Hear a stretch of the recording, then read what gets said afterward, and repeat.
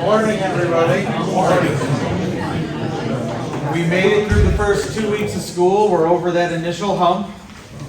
It's always the roughest. All right. So, it's coming up quick. The end of this month, Friday, September 26th, is the homecoming parade. I don't know what it means. We're gonna have some rerouting around high school time. We're probably gonna have to do with the elementary kids as they do their parade through downtown, like every year. So just be prepared for that. Reminder that if you guys are running 10 minutes or more behind, we need to know so that we can send out a text notification to the parents. We don't send out that notification unless you guys are around 10 minutes or more. So if you guys call in and say I'm running 5 minutes behind, we're not sending out a notification.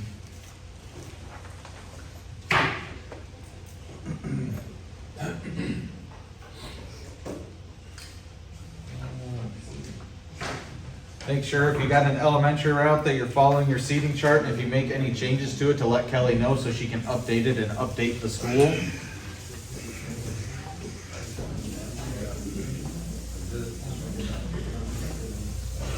Field trips.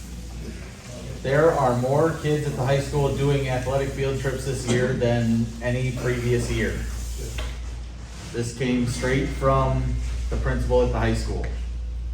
They have more kids enrolled this year in athletics, even though general enrollment is down, doing field trips.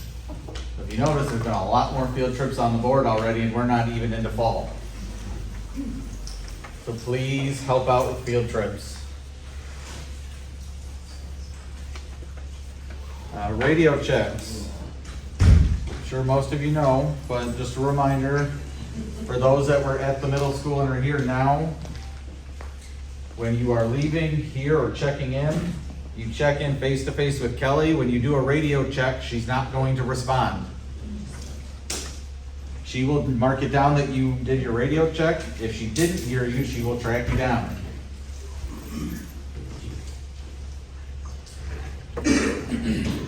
Matt, Yeah. if you want us to say 10-8 when we leave, Yep, you can say 10-8, that's fine. that would be considered the radio check? Yeah. When she hears you guys say 10-8, she marks it down. Remember, the person backing has the right of way, whether they're in the middle or if they're on and you're in the bays. If you are coming up or down that lane, the person backing has the right of way. We watched one person last week almost get hit by a bus backing because they were coming up with their bus and didn't stop. The person backing can't necessarily see you. They've got buses beside you, they've got garage doors. They have the right of way.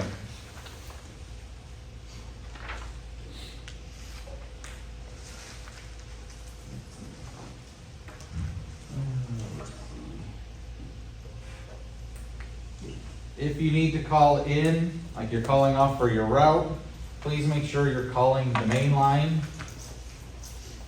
Kelly was out last week, Tuesday and Wednesday, as you guys saw, and people were calling her line directly as I'm sitting in, well, the second day I sat at her desk, but the first day I was in my office for a while, but her phone was the one that kept ringing. You guys gotta call the main line. That rings everybody's phone number.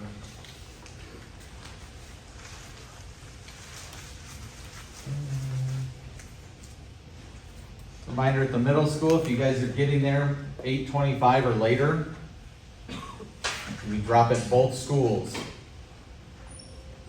Their first bell rings at 8:30, so if you're dropping at South at 8:25, those kids at North do not have enough time to make it by first bell.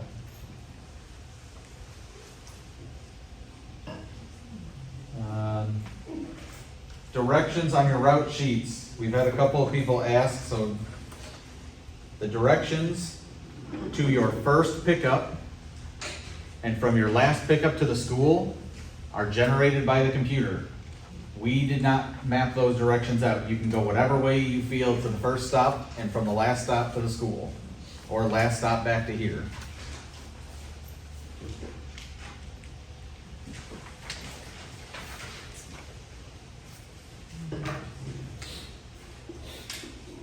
parking buses in the lot out here. I know it's been a pain. I've already talked with our grounds people. They said, unfortunately, Columbus Day weekend is the soonest they can get out here and restripe everything, because they have to get a sealing company to come out and cover up the paint that's out there. So we're just gonna have to make do until then. I know you guys are out there doing your best, trying to keep them parked. Just make sure you guys give yourself enough space to get, you can do your pre-trip with your stop arms out with somebody next to you.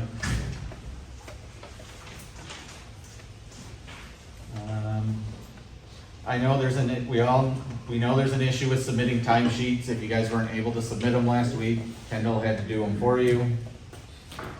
They're working on getting that fixed. If you clock in accidentally under the wrong pay code, please just stay clocked in and fill out a discrepancy sheet. It is a lot easier if you just stay clocked in. Technology is very much on the lockdown of what each department has access to. And for whatever reason, we've been back and forth with them, and they do not want to give Kendall the delete button, so it adds a bunch of extra work, because we can't actually go in and delete your extra times. So when you clock in is the wrong thing, then clock back out immediately, that has to get deleted or payroll won't accept it. Not payroll themselves, the actual app, the same way Skyward used to. It won't let you submit that timesheet. So it's easier if you just stay clocked in, we'll fix it, and change it to the right pay code.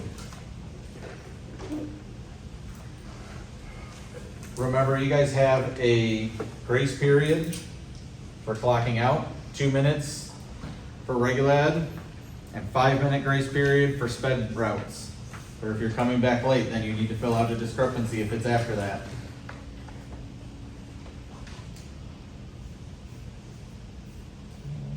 Let's see.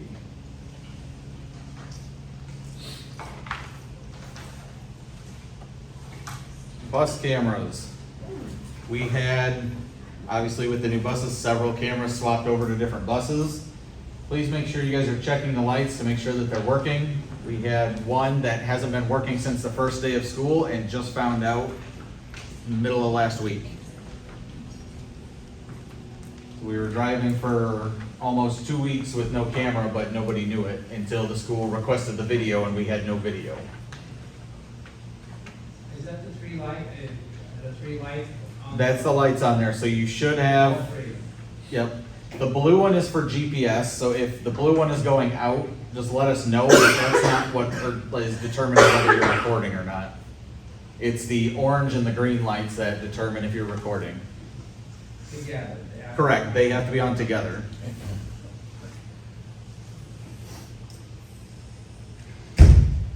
GCNs, a lot of you guys have gotten them done already. If you haven't gotten them done, remember that the due date is October 3rd. If you don't get them done, then you'll have to come in and sit here and do them in the middle during your morning route instead of driving your routes.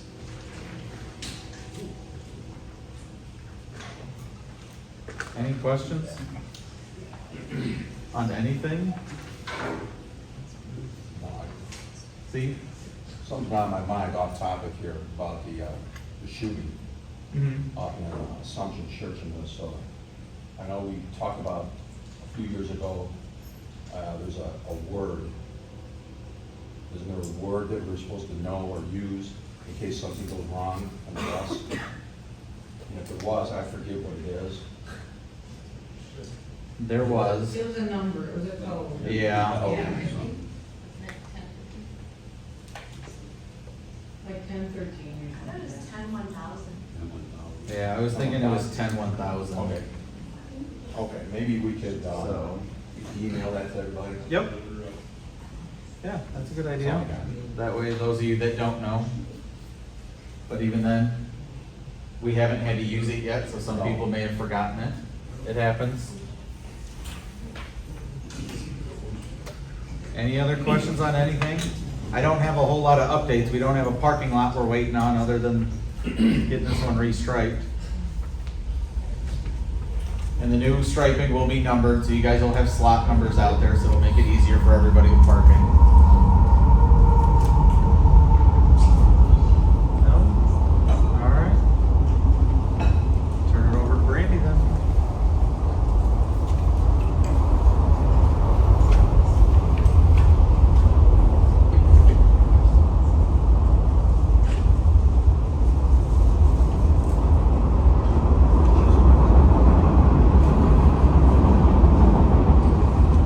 Alright, since we do not have the hands-on training, the next couple safety meetings will be talked about what we're going to do on that day.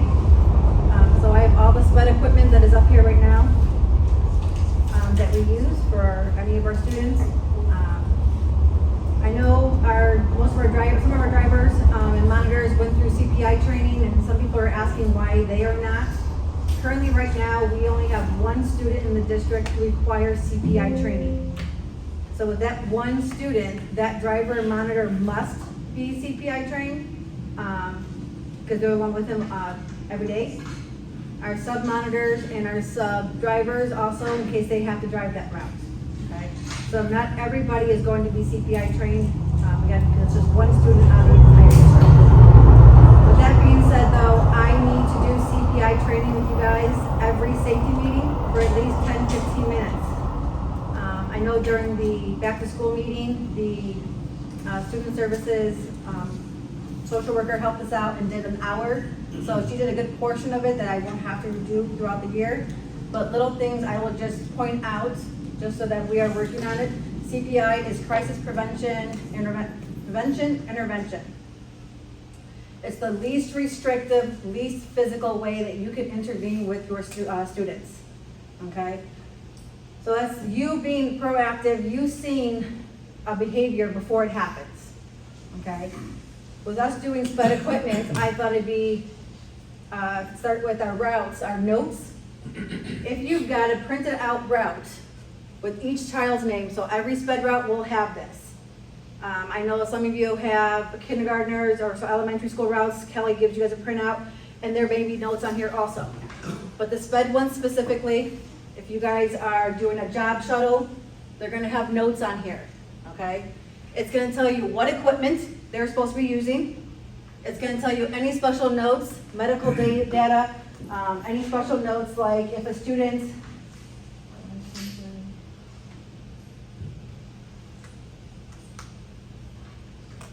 so for like Ian, he can get off the bus in the afternoon without an adult present. But again, he's just going to the door to open, or to hit the doorbell so that mom and dad are aware and they can come to the door, and then the students can get off the bus. If there's not a note on there saying that they got permission to get off the bus without an adult present, they should be on your bus the whole time. They can't get off, you can't open the door, they should not be exiting your bus. That's at school and that's at home. So your door stays shut until an adult is present. If there's a note stating that they have permission to get off the bus, that's when you can open your door, the student can go to the house. You're going to wait there until the child is inside the house, okay? So knowing your notes is you preventing a behavior, okay? So if you're gonna open the door the first 3 weeks of school and the student runs off and I find out that you're not supposed to be doing that because there's no note, the next time you close your door or a sub were to close the door because the sub was actually following the notes, now we've created a behavior where the student's screaming, the student's gonna be banging on the door, the student wants to get off the bus because you did not follow your notes and now we've created a behavior. So knowing your notes, knowing your students, knowing what is required for each of these students, you're preventing a behavior from happening. These notes are given to us from student services. So it's not me making them up, it's not Matt making them up, it's whatever's in their IEP. So that one student who needs CPI trained bus driver and monitor, that was put into his IEP. If a student needs equipment, a booster, a safety vest, anything else like that, that is put in their IEP. So we are not able to change that. I cannot change someone's IEP, you cannot change someone's IEP, Matt cannot. So the caseworker, student services, the administrators at the school level can make a change in the IEP. So if you feel that your student or the mom and dad feel that their student should not be in a 5-point harness, You can bring it to our attention, I can email student services, then his IEP has to be updated. So until that's updated, you have to continue to put that student in that safety securement that is in their IEP. We found out last week that a student has been placed in a seatbelt instead of a 5-point harness. So now we're already started 2.5 weeks into the school year, and we're already not following the notes that were given to us by student services. The one thing you won't see on these as notes is a seatbelt. That's anybody who drives a small bus. If your bus is equipped with a seatbelt, every student has to be in a seatbelt. That includes St. Peter's buses now. So all St. Peter buses have the small buses with seatbelts. They all must wear one. Okay, just like if you're in your car and you have a seatbelt, you gotta wear it. If your bus has a seatbelt, you have to wear it. If we have a 21-year-old student on the bus, yes, he has to wear a seatbelt. If he's gonna drive a car one day, he's gotta wear that seatbelt. That's not an option. We won't put it in here because it's a given. Anybody driving a bus with a seatbelt has to wear the seatbelt. That started it's always been that way, but we were reiterating it last year, that everybody should be in that seatbelt. So if you are subbing on a bus and the students aren't wearing it, then you have to remind them to wear that. I know I rode a bus this year with Kevin, and one of his students didn't get a seatbelt. It was his first time riding for that school year. And I asked him, did you wear your seatbelt last year? He said, no. I said, it is a rule. If we have our seatbelts on our bus, I need you to wear it. It's for your safety. Can you please put it on?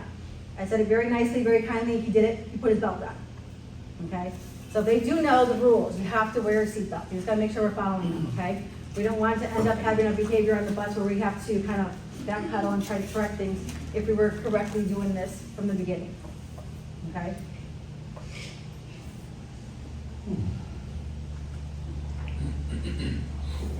All GELP students, they all save 5 points. GELP, no matter who's on the bus, it doesn't matter if it's a tall kid, I can change a booster out. All GELP buses are integrated buses right now, so everybody who goes to the GELP program is in a 5-point. Okay? Any questions on anybody who does not know how to read their notes? Or hasn't noticed their notes? Mary? I have a different question. Oh. Did you get the seatbelt extension for that larger student? No, he's not longer with us. Okay. No. If your seatbelt isn't, so the student I asked to put on a seatbelt, he refused to take his backpack off. So he became larger than he was supposed to, but he just changed the seatbelt and he kind of repositioned himself and took his backpack off. Yes, I know we used to have a student who was larger. He's no longer with us, so if the seatbelt is not big enough for him, let us know. We could get a seat extender, a seatbelt extender, so he can sit in one. Okay? Any questions on this? Okay.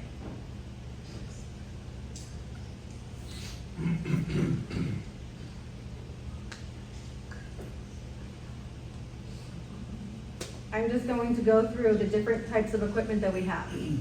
The easiest one is our 5-point. When we mention a 5-point or an integrated car seat, it's not this one. But if we talk about a 5-point or integrated car seat, it is the one that's already in the seat, or it's the one this is the booster. This is a 5-point booster. Okay, so if you're driving a big bus and you pick a field trip and it says that you need to have one of the 5 points, 2 5 points, whatever 5 points, you need to have this on your bus. Okay? So the mechanics will try to have it done prior, but I know sometimes last year there was some last minute changes and the mechanics weren't able to do it. I try to get on there and help you as much as possible, but again, we need to all learn to be able to put this on your seat. Okay? It's gonna be easier if you guys practice. These will be out here all week, so if you guys are in here and you wanna work with it and whatever, you can try to play with these. This seat, I'm gonna leave it here again. But again, so this can go on any of the seats. I know one of our students is a larger student and cannot fit in our newly integrated seats. She's just a little chunkier little girl, cutie, but it doesn't adjust properly for her. So we have a 5-point booster over this. So these still go over these seats, okay? Big bus, little bus, they can still go over it. Nope. You're gonna make sure that this sits properly in the corner of your seat in the back of it.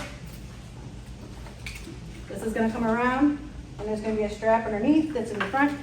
Again, it's harder to put on a chair like this, okay? But this part right here is going to go underneath and strap to this. It's color coded, gray to gray. Okay? So gray is gonna go underneath, come back around, and you wanna make sure that this part up here, you're gonna hold at the top of your seat. So you're gonna put your hand on it, and then you're going to adjust it.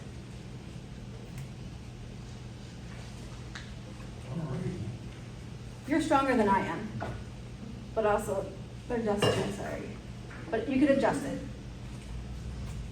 to make it tighter or make it looser, okay? On these boosters, Doesn't seem like it loosens. pardon me? Seems like it tightens, but it doesn't loosen. That's the issue I have, is trying to adjust those things. I mean, you know, they're easy enough to put on, but man, you have to adjust them. Yeah. It's so hard. Just gotta use your muscles. Mechanics can help out. They all know how to do this. I can help you out. Matt can help you out. Kelly, not yet. We're working on it. Go ahead and student adjust your own kids. The one at the crotch strap, the middle one, you can adjust it right here, okay? So you can make it tighter, you can loosen it up. Unfortunately though, this one right here, the new ones, this does not loosen very well. Again, this is why we had to change that one booster, okay? The old integrated seats, you're able to take a padding off in its back.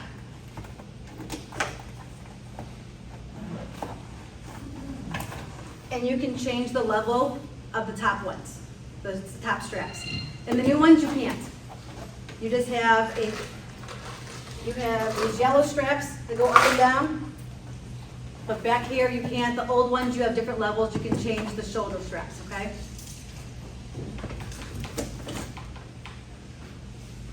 That's the 5-point. What we really want is that the bigger buses learn how to help put these on. And then also, they have to go in the back seats. None of these on a big bus can go in the front of the bus or the middle of the bus. It has to be in the back. Because the person who is sitting behind a safety securement has to be in a safety securement themselves.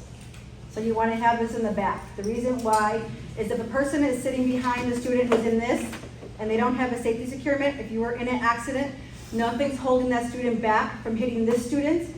Now the pressure from the back student hitting this student going forward, you're putting too much pressure on the student, okay? So you gotta make sure that if you have this in your seat, say you have the second to the back seat on, the person behind it, either you have to keep it empty or you have to put another securement back there, okay? A seatbelt is a securement. So if you have this and a child behind them is in a seatbelt, that is okay. It doesn't have to be the exact same securement, it just has to be in a safety securement. A seatbelt, a booster, a 5-point, a safety vest, some kind of securement, okay? So that it holds, and that includes an adult. Monitors, if you're on the bus, you need to be in a securement also. Okay, I know how you don't, I don't like. If you're sitting behind that No individual. matter what, you have to. Oh, No matter what, anybody who sits in the bus needs to be wearing that seatbelt. One, you're role modeling for the other students. If a 21-year-old is sitting next to you and you're not wearing your seatbelt and they are, how does it look to them? Why do I have to if you don't? Same thing with a 3-year-old, 5-year-old. Why do I have to if you don't? Just because you're an adult, you still have to be safe. Okay. I didn't like wearing them, but because my 20-year-olds were wearing it, I did put it on. Okay. I don't like wearing them, but you got to. It's the safety protocol in the bus. Okay. The one you're looking right now, we have 2 students who are currently wearing this safety vest. We actually call this one a special safety vest, or you've also heard us call it a Houdini one. Houdini is that if you look, I can't blow it up any further, but if you look right here, the strap is looping around the silver the D-ring. Okay? With that, so bottom, they're being strapped in from the back right here. And then also the straps go around. We have 2 students who are currently wearing this. So again, black strap goes around and then hooks in the back. Okay, again, only 2 students specifically have these. In their notes, it's going to say special safety vest. And you're gonna hook it in the back, call it a Houdini because they can't reach back there. They shouldn't. If they can reach it, you need to, one, lower the strap so that that ring is lower. And then also you should be checking it prior to the student even getting into the bus. Okay, I tell my monitors this is your pre-trip. Making sure that the securement is done, because when a student sits in it, they're gonna wiggle, they're gonna move, they're gonna loosen it. So every time that you start the bus ride, you need to make sure that this is secured properly before they get into it.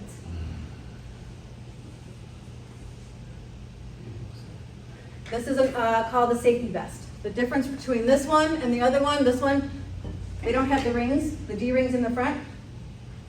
The attachments actually are at the top.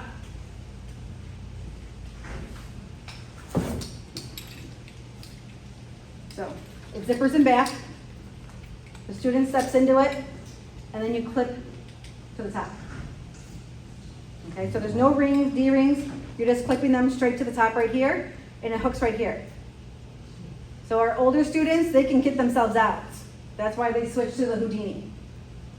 Okay, this is called safety vest for like the younger ones, but even those older ones can figure out how to get out of here. Same thing with where it's not this picture, but in the bottom in the seat, when you attach here, they can reach and get those out. Okay, that's why this should be lowered into the seat. That's why in the back of it, it's called the cam wrap. The strap that goes around the seat to secure them to the seat.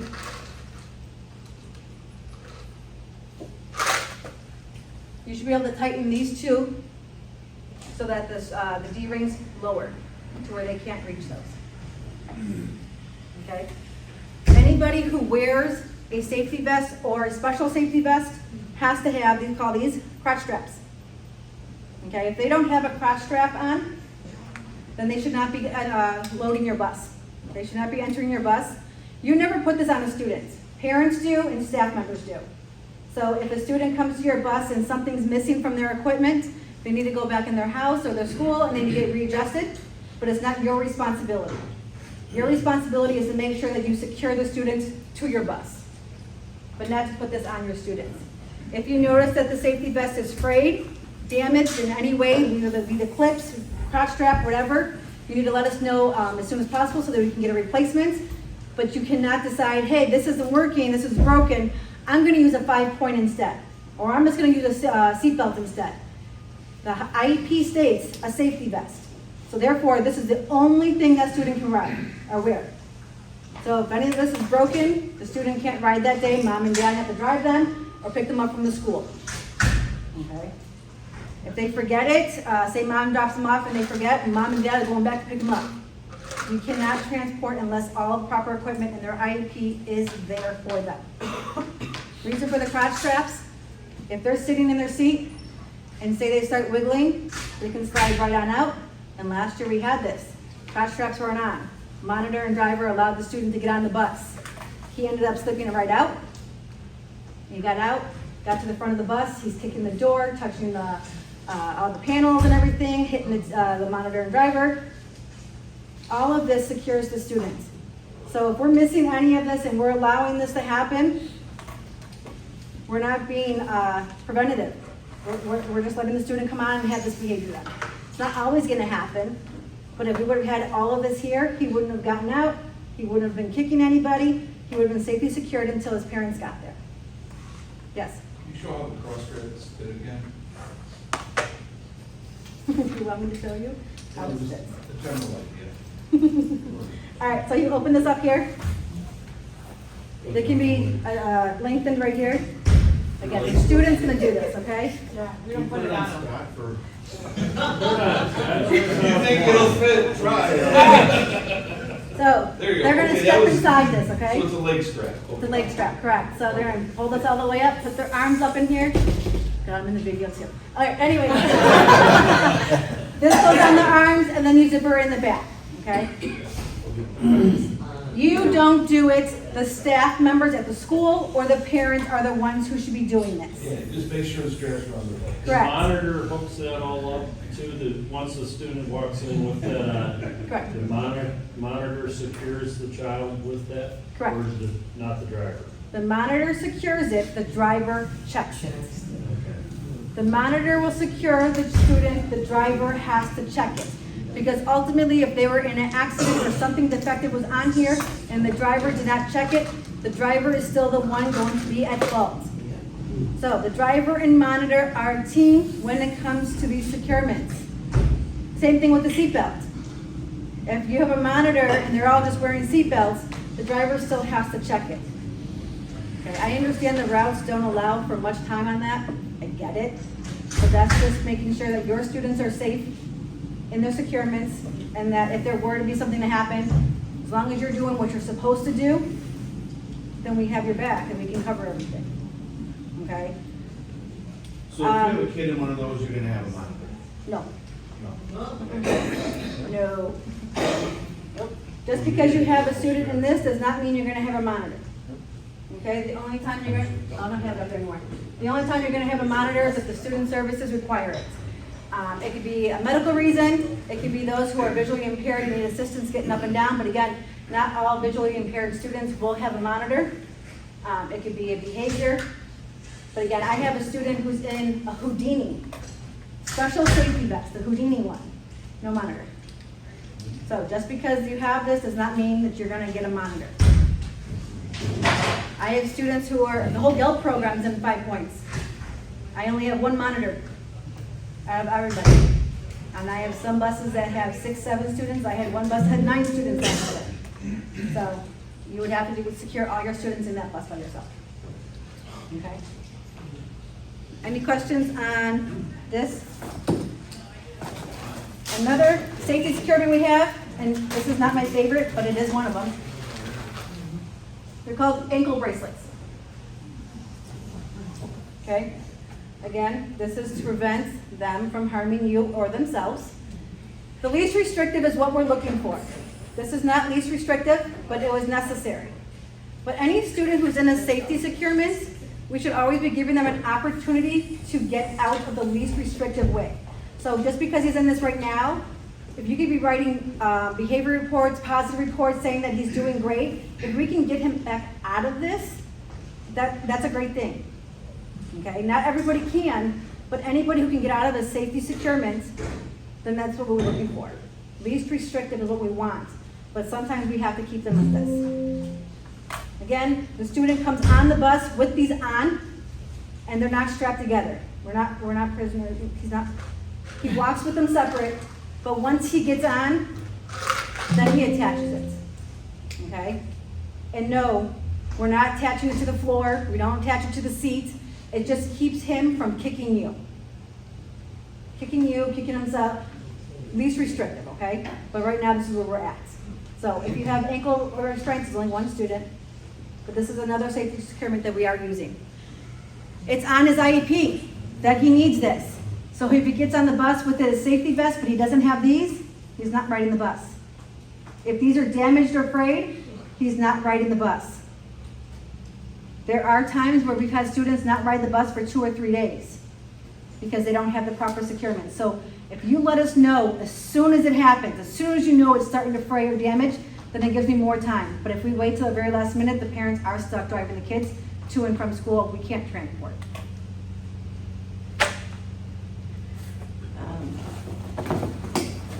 I had mentioned, no, I probably did not, but this is called the cam wrap. This is what's on your seat. It's called the cam wrap. Mechanics knew it at one point as a different name, but I only know this is a cam wrap. So this is what's permanently on your seat so that you can attach the students to this. If they're in this, if they're in a safety vest, I can't remember what safety vest is. If the student is in the safety vest, he's not in a seatbelt.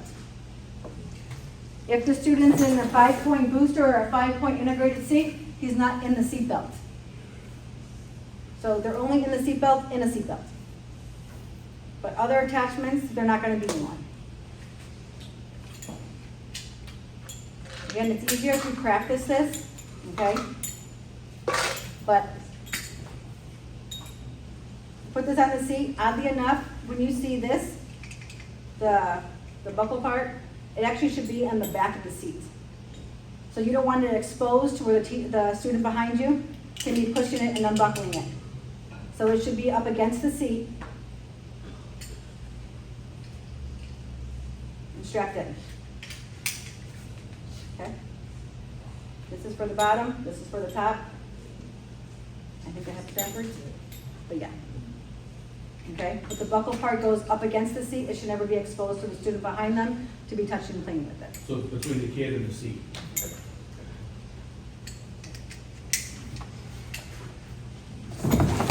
There's one more securement, if I can find it in here. Has anybody seen a buckle guard? Okay, Yeah. so the seatbelt is the least restrictive. The buckle guard is the next level up. Okay, this is just going over the seatbelt. I don't know how it's going over this one. All right, with the new buses, it's not gonna go over it. I just noticed it. When you It take will. the cap off, doesn't it split open? It does, Oh. but it's just like a bottle cap. But if you look at the new seatbelts, it's not the same buckle as this. Our old buses have buckles like this.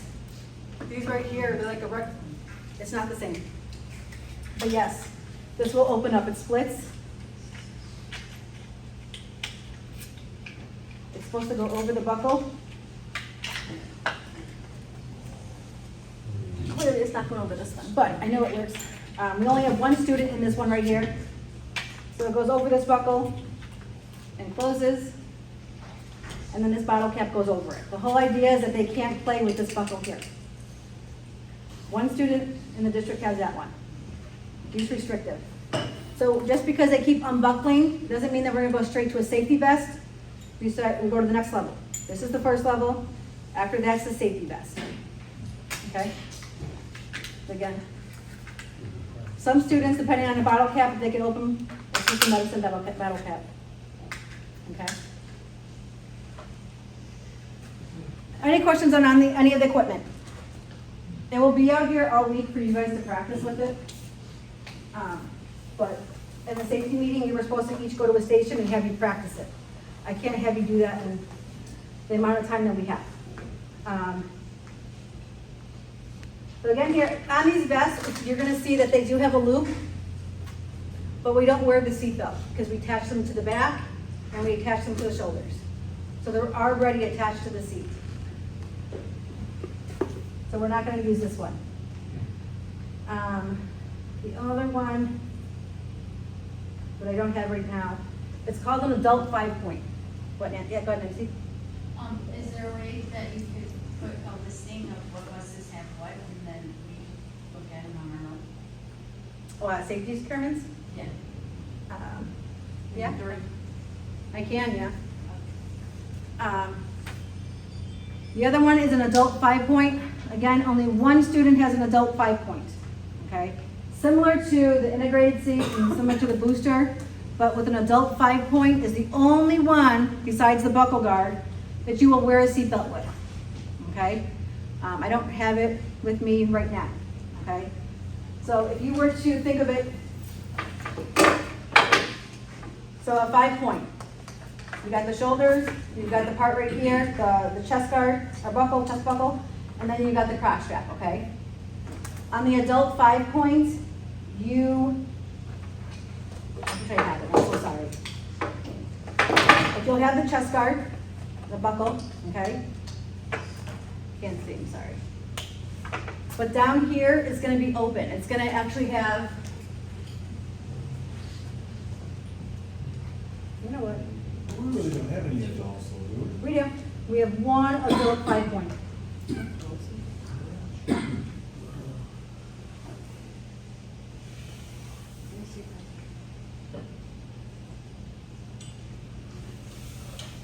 There's only one.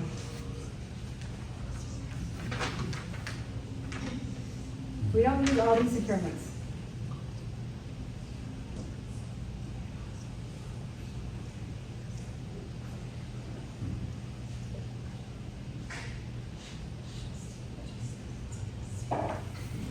Sorry.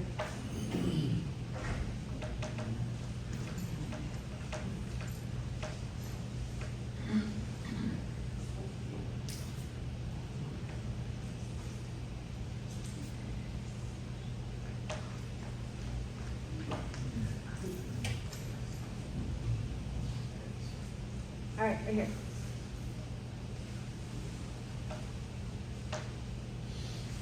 All right. So, again, you have the shoulders, you have the chest guard, but then all you have is this part right here. And then this part, the gray part. The gray part is going to be the crotch strap. Okay? So the gray part is gonna be what's down here. Okay? This is where you have to put the seatbelt in. So the seatbelt has to go through one strap, the crotch strap, and then the other one. And now I've created a 5-point for the adult. Okay? So you have this contraption on your bus, but then you have to use the seatbelt. Okay? 5 points. Any questions? Do we This- have anybody that uses that for the adult? Yep. You have one student. One One student. student in the adult 5-point, one student in the buckle guard, 2 students in the Houdinis, and a lot of other students in 5 points in the safety vest. Okay? So again, anybody who has notes, there's a note on there for a safety securement, you cannot change that securement. It's there until student services tells us otherwise. There was one driver, day one, mom says that my student doesn't need to be in that anymore. He came back, told me about it, I contacted student services, we corrected it the same day. Some days it can't be corrected that fast because they actually have to have a meeting and discuss it. This one was discussed, but the updates weren't given to me in a timely manner, so then I didn't know prior to school starting. But you as a driver cannot switch the securements up. Student services, caseworkers, administrators at the school level, not administrators here in the building. All right, any questions? All right, it's gonna be up here all week. You guys wanna practice, you wanna see them, I will give a list of what buses have the safety securements on their bus, so that you can go out there and look at there also. Any questions? Okay. Well done.